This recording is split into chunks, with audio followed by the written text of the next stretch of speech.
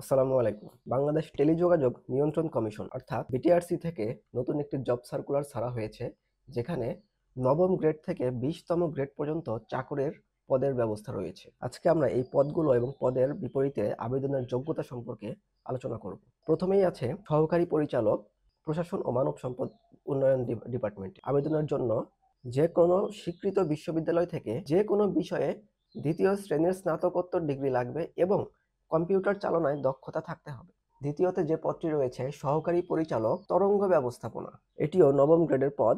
এখানে আবেদন করতে হলে যে কোনো স্বীকৃত বিশ্ববিদ্যালয় থেকে টেলিকমিউনিকেশন, ইলেকট্রিক্যাল ও ইলেকট্রনিক্স অথবা কম্পিউটার ইঞ্জিনিয়ারিং বিষয়ে 2য় শ্রেণী বা সমমানের সিজিপিএ লাগবে এবং সাথে কম্পিউটার চালনায় দক্ষতা অবশ্যই লাগবে। প্রতিটি পদে অর্থাৎ বিটিআরসির সকল পদে আবেদনের জন্য কম্পিউটার চালানোর দক্ষতা লাগবে। শুধুমাত্র শেষের দিকে 18, 19, 20তম গ্রেডের জন্য কম্পিউটারের দক্ষতার প্রয়োজন নেই। বাকি সমস্ত ক্ষেত্রেই কম্পিউটার চালানোর দক্ষতা লাগবে। তৃতীয়তে যে পদটি রয়েছে সহকারী পরিচালক লিগ্যাল, এখানে পদসংখ্যা রয়েছে 2টি এবং আবেদনের যোগ্যতা হচ্ছে যে কোনো বিশ্ববিদ্যালয় থেকে এলএলবি-তে অনার্স 2য় শ্রেণী অথবা সমমান লাগবে, অথবা সমমানের জিপিএ সহ এলএলএম ডিগ্রি প্রয়োজন হবে। এর পাশাপাশি বার কাউন্সিলের সনদ লাগবে। চতুর্থতে সহকারী পরিচালক প্রকৌশল ও পরিচালন, এটিও নবম গ্রেডের পদ। এখানে পদ খালি রয়েছে 3টি।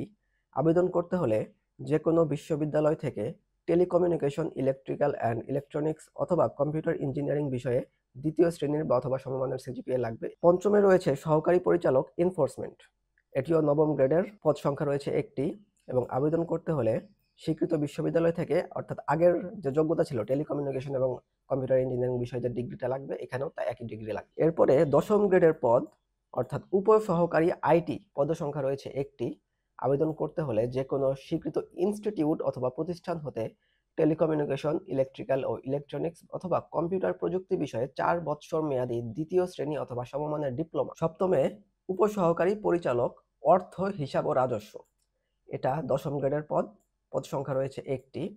এখানে আবেদন করতে হলে যে কোনো বিশ্ববিদ্যালয় থেকে হিসাব বিজ্ঞান অর্থাৎ অ্যাকাউন্টিং বিষয়ে 2য় শ্রেণী অথবা সমমানের সিজিপিএ সহ স্নাতকোত্তর ডিগ্রি লাগবে। উপসহকারী পরিচালক তরঙ্গ ব্যবস্থাপনা, 10ম গ্রেডের পদ। পদ সংখ্যা রয়েছে 1টি। এখানে আবেদন করতে গেলেও অর্থাৎ উপসহকারী পরিচালক আইটি ডিপার্টমেন্টের যে যোগ্যতাটুকু প্রয়োজন ছিল এখানেও একই। এরপর রয়েছে উপসহকারী পরিচালক লিগ্যাল।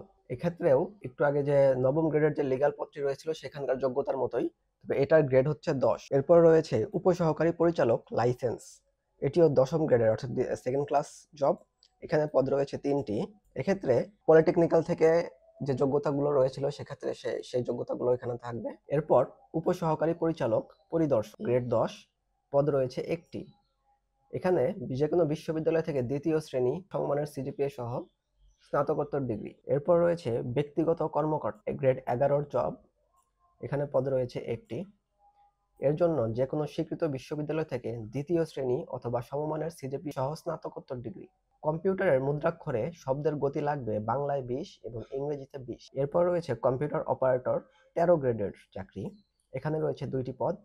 এর জন্য যে কোনো স্বীকৃত বিশ্ববিদ্যালয় থেকে 2য় শ্রেণীর সিজিপিএ সহ স্নাতক বা সমমানের ডিগ্রি এবং কম্পিউটারে টাইপিং স্পিড বাংলায় 20, ইংরেজিতে 20। এরপর হিসাব রক্ষক, গ্রেড 13, পদ রয়েছে 1টি। যে কোনো বিশ্ববিদ্যালয় থেকে বাণিজ্য অনুষদের যে কোনো বিষয়ে 2য় শ্রেণী অথবা সমমানের সিজিপিএ, স্নাতক অথবা সমমানের ডিগ্রি এবং কম্পিউটারে টাইপিং স্পিড বাংলায় 20, ইংরেজিতে 20। এরপর রয়েছে ক্যাশিয়ার, গ্রেড 13, পদ রয়েছে 1টি।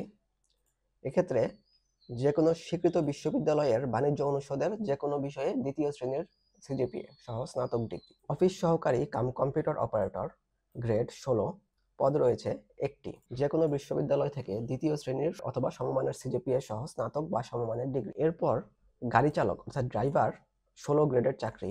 এখানে পদ রয়েছে 9টি। যে কোনো স্বীকৃত প্রতিষ্ঠান থেকে 8ম শ্রেণী অথবা স্বীকৃত বোর্ড হইতে জুনিয়র স্কুল সার্টিফিকেট বা সমমানের পরীক্ষা উত্তীর্ণ অর্থাৎ জেএসসি পরীক্ষা পাস এবং হালকা বা ভারী ড্রাইভিং লাইসেন্স থাকতে হবে এবং যানবাহন চালনায় 5 বছরের অভিজ্ঞতা থাকতে। ইলেকট্রিশিয়ান ও টেকনিশিয়ান, 18 গ্রেড, পদ রয়েছে। এক্ষেত্রে যে কোনো স্বীকৃত বোর্ড হতে উচ্চ মাধ্যমিক সার্টিফিকেট বা সমমানের পরীক্ষা উত্তীর্ণ হতে হবে এবং স্বীকৃত ইনস্টিটিউট থেকে বা প্রতিষ্ঠান হতে ইলেকট্রিক্যাল ট্রেড কোর্স কমপ্লিট করতে হবে এবং প্রধান বিদ্যুৎ পরিদর্শকের দপ্তর হতে লাইসেন্স প্রাপ্ত থাকবে। ক্লিনার বা পরিচ্ছন্নতা কর্মী গ্রেড 20 একটি পদ। যে কোনো প্রতিষ্ঠান হতে অষ্টম শ্রেণী অথবা স্বীকৃত বোর্ড হতে জেএসসি পরীক্ষা বা সমমানের পরীক্ষা উত্তীর্ণ। এখানে যেহেতু একটাই পদ আছে সেটা হরিজনদের জন্য সংরক্ষিত। যদি কোনো হরিজন সম্প্রদায়ের প্রার্থী না থাকে সেক্ষেত্রে নর্মাল সাধারণ মানুষ এখানে চাকরি পাবে। এরপর অফিস সহায়ক বা 20 গ্রেড, এখানে 2টি পদ রয়েছে। এক্ষেত্রে যে কোনো বোর্ড হতে উচ্চ মাধ্যমিক সার্টিফিকেট পরীক্ষা অর্থাৎ ইন্টার পাস করতে হবে। এবার আসি আবেদন করার সম্পর্কে কিছু তথ্যে। আবেদনপত্র পূরণের সময়সীমা হচ্ছে 29 এপ্রিল 2025 সকাল 10টা থেকে 28 মে বিকাল 5টা পর্যন্ত, অর্থাৎ প্রায় 1 মাস। এবং আবেদনপত্র সাবমিট করার 72 ঘন্টার মধ্যে থেকে পেমেন্ট করতে হবে। যতক্ষণ পর্যন্ত পেমেন্ট না করা হবে ততক্ষণ পর্যন্ত আবেদনপত্র গ্রহণ করা হবে না। এবার আসা যাক পরীক্ষার ফি নিয়ে। 1 থেকে 11 নং অর্থাৎ নবম থেকে দশম গ্রেড পরীক্ষার যত চাকরির আবেদনপত্র রয়েছে সেগুলোর জন্য ফি বাবদ 223 টাকা। 12 নং অর্থাৎ 11তম গ্রেডের জন্য পরীক্ষার আবেদনের ফি লাগবে 168 টাকা।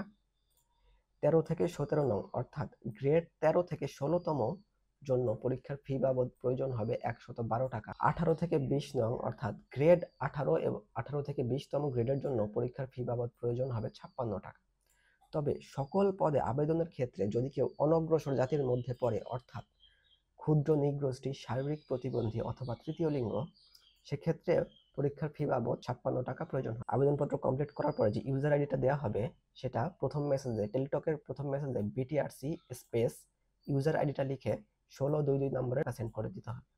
এরপর যেটা রিপ্লাই আসবে একটা পিন সহ, এরপর সেই রিপ্লাই মেসেজে বিটিআরসি স্পেস ইয়েস স্পেস সেই পিন নাম্বারটি লিখে 1622 নম্বরে পাঠিয়ে দিতে হবে। এরপর যে কংগ্রাচুলেশন মেসেজটা আসবে এখানে একটা আইডি এবং পাসওয়ার্ড দেওয়া থাকবে। এই আইডি এবং পাসওয়ার্ড ব্যবহার করে পরবর্তীতে প্রবেশপত্র ডাউনলোড করতে হবে, যেটা পরীক্ষার হলে অবশ্যই নিতে হবে এবং চাকরির অন্যান্য কর্মকাণ্ডে প্রয়োজন হবে। ধন্যবাদ সবাই।